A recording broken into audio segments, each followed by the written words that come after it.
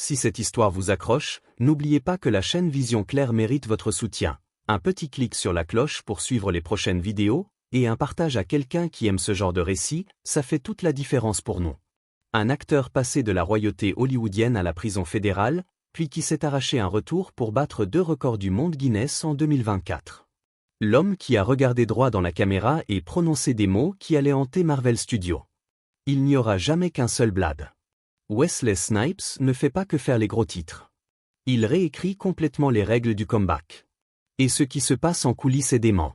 Quand Deadpool et Wolverine a fracassé les records en 2024, rapportant 1,3 milliard de dollars dans le monde, personne ne s'attendait à ce que Wesley Snipes vole littéralement la vedette du film. Il était là, de retour dans son iconique cuir noir, et les salles ont explosé. Mais voici le détail qui tue.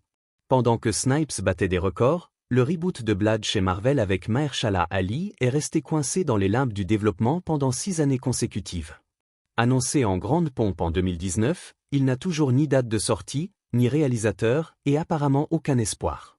6 scénaristes, 2 réalisateurs sont partis.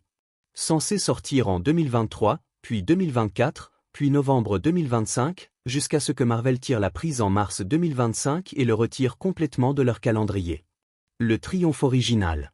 Revenons en arrière, parce que le parcours de Snipes se lit comme un thriller criminel mêlé à un arc de rédemption. En 1998, quand Blade sortit, les films de super-héros étaient pratiquement une blague.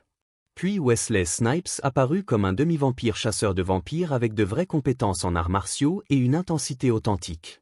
Le film rapporta 130 millions de dollars pour un budget de 45 millions, prouvant que des films de super-héros sombres, violents et classés R pouvaient fonctionner. Blade 2 en 2002 fut encore meilleur. Beaucoup d'experts créditent la trilogie d'avoir maintenu Marvel en vie suffisamment longtemps pour finalement lancer le MCU. Sans Snipes tranchant des vampires à toute vitesse, il n'y aurait peut-être jamais eu d'Iron Man en 2008. Le chaos de Trinity. Puis 2004 arriva avec Blade Trinity, et tout dérapa. Ryan Reynolds et Jessica Biel rejoignirent le casting, mais en coulisses, ce fut un chaos légendaire. Des rapports affirment que Snipes s'est lancé dans une méthode d'acteur extrême, refusant de sortir de son personnage, même hors caméra. Selon le co-acteur Patton Oswalt et d'autres, Snipes restait dans sa loge la plus grande partie de la journée, n'apparaissant que pour les gros plans tandis qu'une doublure gérait tout le reste. Le détail le plus tristement célèbre, il aurait complètement arrêté de parler au réalisateur David Goyer, communiquant exclusivement par post-it signé Blade, sur une production hollywoodienne majeure. La situation s'aggrava quand Snipes prit ombrage de ce qu'il percevait comme un manque de représentation noire sur le plateau. Des rumeurs ont circulé selon lesquelles Snipes aurait tenté d'étrangler Goyer, bien que Snipes nie fermement, soulignant qu'un homme noir agressant un réalisateur entraînerait absolument de la prison. Ryan Reynolds s'est retrouvé à jouer face à quelqu'un qui refusait de reconnaître son existence.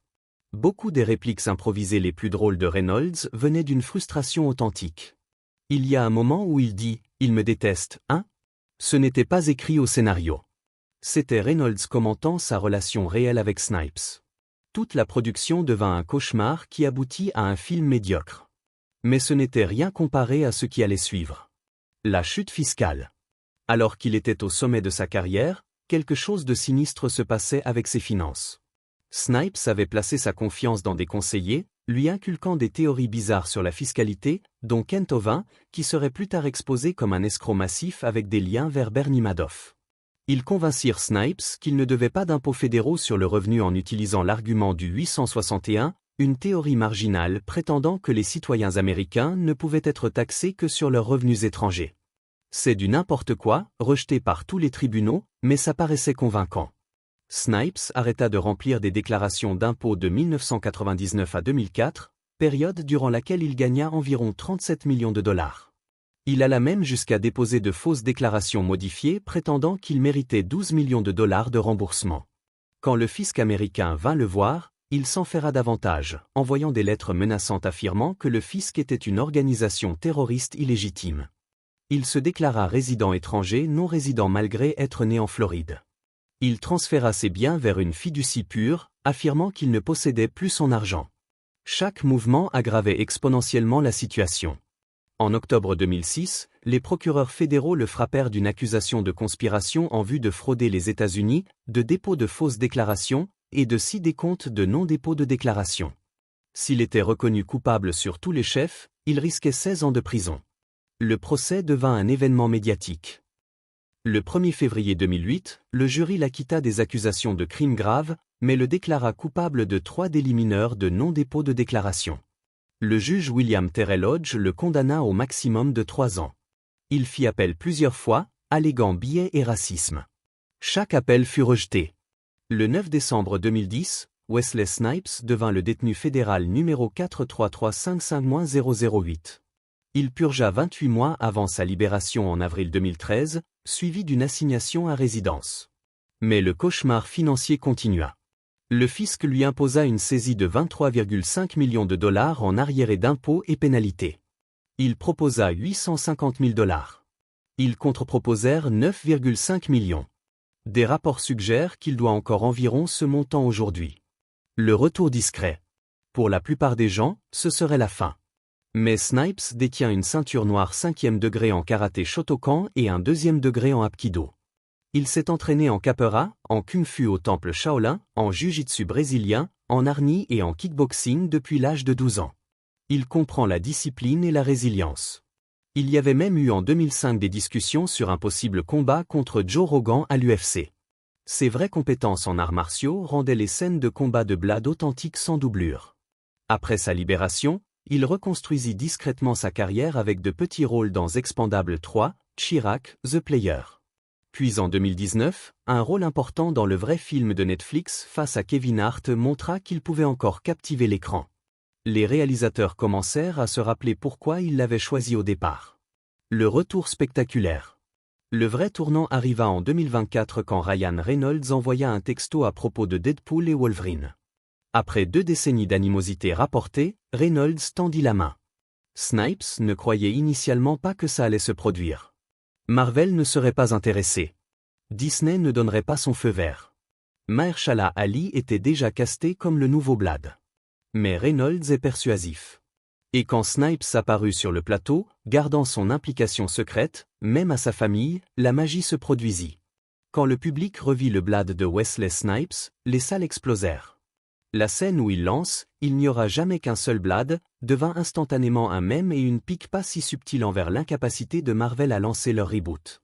Guinness confirma qu'il détient maintenant des records pour la plus longue carrière en tant que personnage Marvel en prise de vue réelle, battant Hugh Jackman, et le plus long écart entre apparitions, avec 25 ans et 240 jours.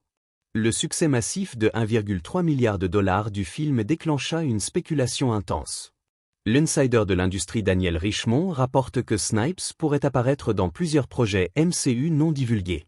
Avengers, Secret Wars et Doomsday sont des candidats probables. Réfléchissez-y logiquement. Marvel a fait revenir Tobey Maguire et Andrew Garfield en Spider-Man. Pourquoi ne ramènerait-il pas le personnage Marvel le plus iconique de l'ère Fox? Surtout quand leur projet Blade actuel est plus mort que les vampires qu'ils chassent.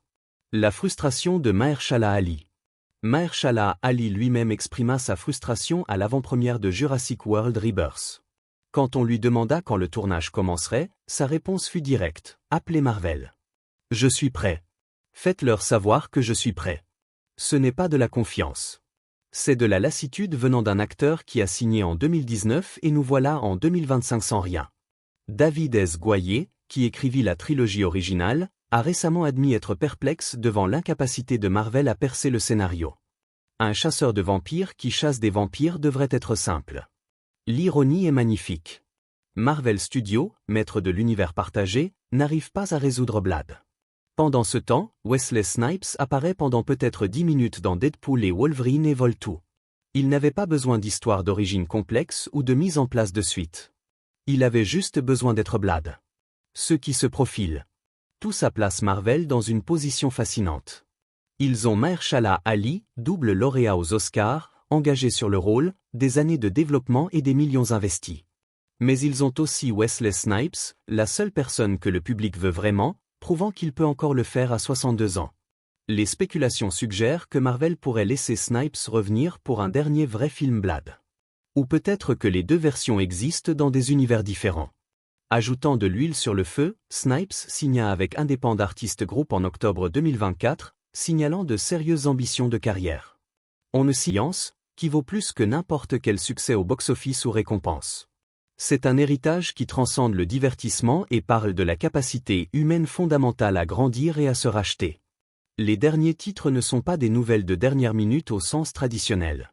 Ce sont des chapitres dans une histoire en cours, plus intéressante que n'importe quel développement isolé. Chaque rumeur, interview, publication sur les réseaux sociaux, des pièces d'une mosaïque plus large représentant un homme qui a refusé d'accepter que son histoire était terminée. Il a réécrit la fin lui-même. Quand Marvel annoncera enfin ses plans, rappelez-vous que vous avez été témoin de quelque chose de rare.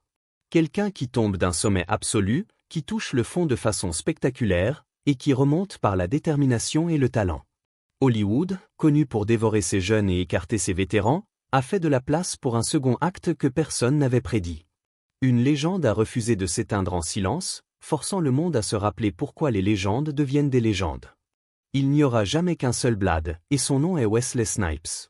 Tout le reste essaie de recapturer un éclair dans une bouteille qu'il a déjà bu. La question n'est pas de savoir s'il est de retour. C'est répondu. La question est de savoir jusqu'où ce comeback peut aller. D'après tout ce qu'on a vu, la réponse semble être oui.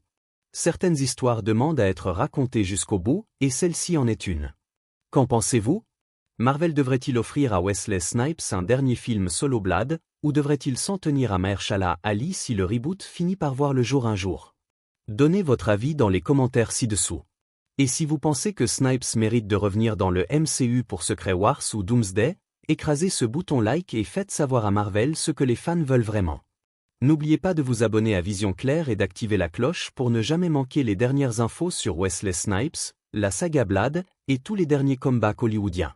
On a encore plein d'histoires folles à venir, donc restez avec nous. Ce n'est que le début.